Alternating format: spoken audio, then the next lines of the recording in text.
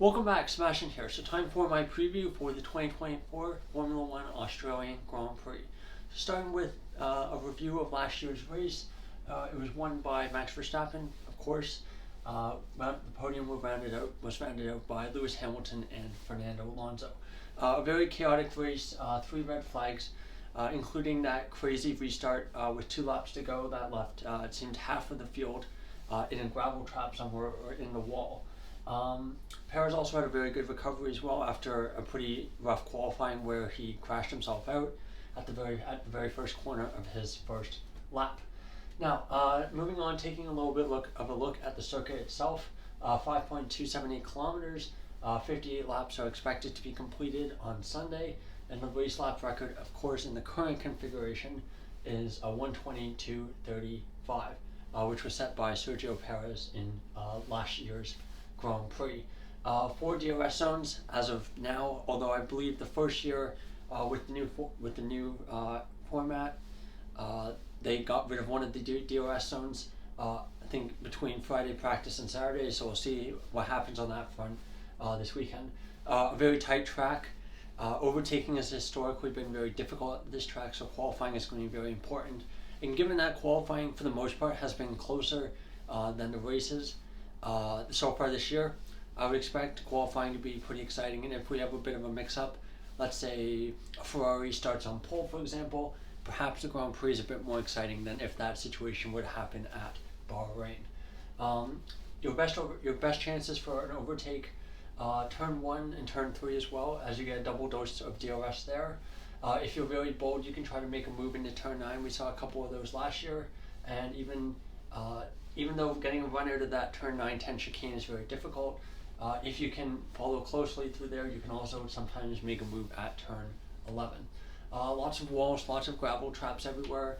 Very high-risk circuit, a bit similar to Jeddah in that respect, in that if you make it's very easy to make a mistake and that there's not a ton of runoff. Of course, it's a street circuit as well, so circuit's a bit bumpy in places, but in general, the track is quite smooth and it's pretty low deg, given evidenced by the fact that we're bringing the 3 softest tire compounds to this Grand Prix. So the hard C3, medium C4, and the soft C5. The first time we'll see the C5 at a Grand Prix weekend. Of course, we saw it at winter testing in Bahrain. Now, moving on to the schedule for this weekend. Friday, Formula 2 free practice 10 in the morning. FP1 12:30 p.m. That's for F1. And then qualifying for Formula 2 is 5:30, actually after the FP2, which is a bit strange. Usually it's in between FP1 and FP2. But of course, Formula 1 FP2 is at 4 p.m. on Friday. Moving on to Saturday for qualifying, the weather for qualifying, the start time 4 p.m. Expected to be 19 degrees, a bit cool, and partially sunny. So especially if we have a red flag, the track temperatures could get quite low towards the end of Q3, so it could be interesting to see that play out on Saturday afternoon.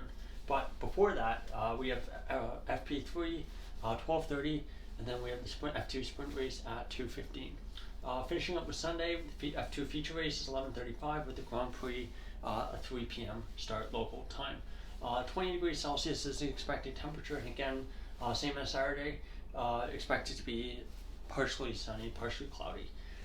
Don't think there's any rain expected for this weekend, so which I think, unfortunately, with these current regulations is probably a good thing, because unfortunately these ground effect cars, these new 2022 cars that we've had since, well, the cars we've had since 2022, unfortunately don't do that well in rainy conditions. Now, just before I do my predictions, highlighting the best and worst qualifiers at this track. Of course, this is only since 2010. So the three drivers with the best qualifying record: Albon, Norris, and Hamilton. Albon and Norris both with a 100% record of out-qualifying their teammate at this track. Unfortunately, Albon not really the highest benchmark, given his 3 teammates have been Kvyat, Latifi, and Sargent. But for Norris, a bit more difficult. And for Hamilton, 83%. He's very, very good at this track in qualifying. I expect him to do better than he's done the first 2 Grand Prix.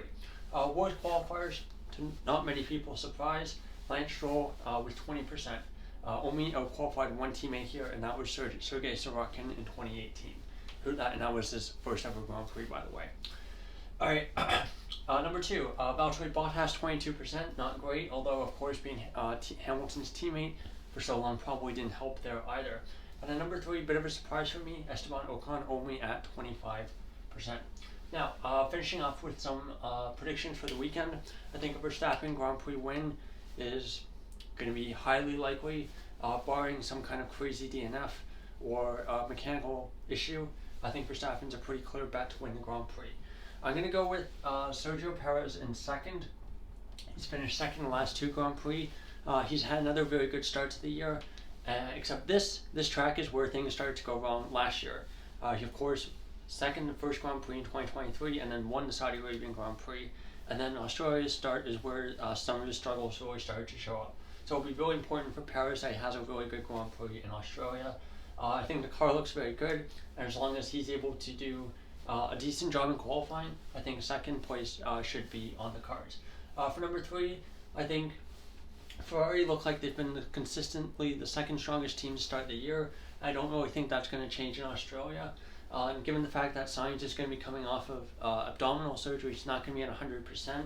I think it would be pretty safe to predict a Leclerc podium for Ferrari. But of course, I think Mercedes are going to be there. McLaren are going to be there, maybe even Alonso and the Aston Martin, but I do think that Leclerc and the Ferrari should be a bit of a cut above the rest of the group. So there you go, there's my preview for the 2024 Australian Grand Prix.